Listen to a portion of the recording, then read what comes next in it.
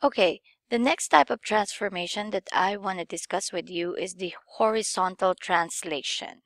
Again, the best way to teach this is by giving an example, and the horizontal translation to the right and to the left would look something like this.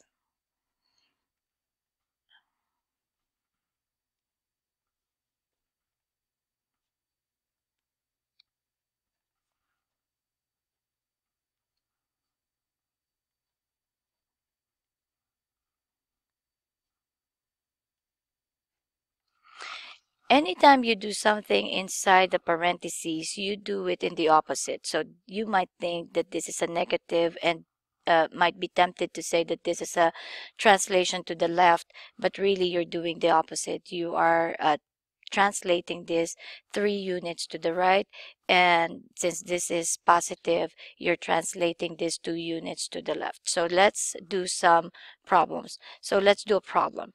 This is your function, that's 2x plus 1. Again, you need to describe this, and the description is going to be a horizontal translation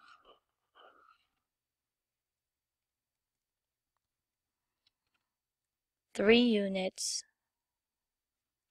to the right.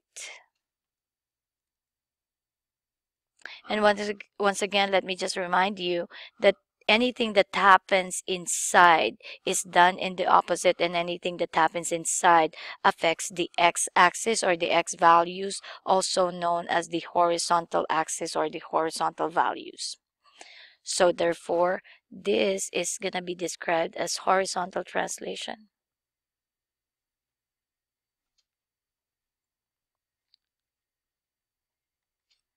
Two units to the left. Okay, now for the table. This has a table.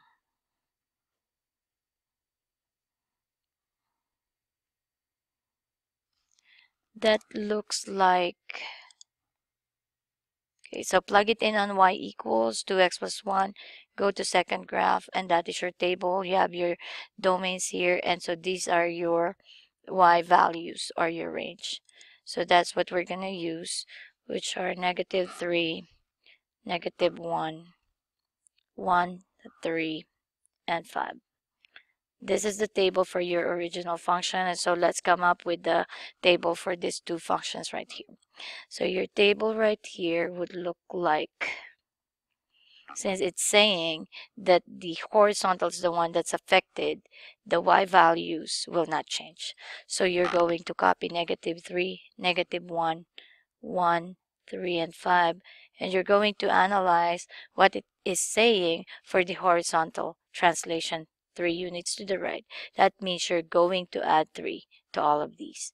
So that means that -2 will now become a 1.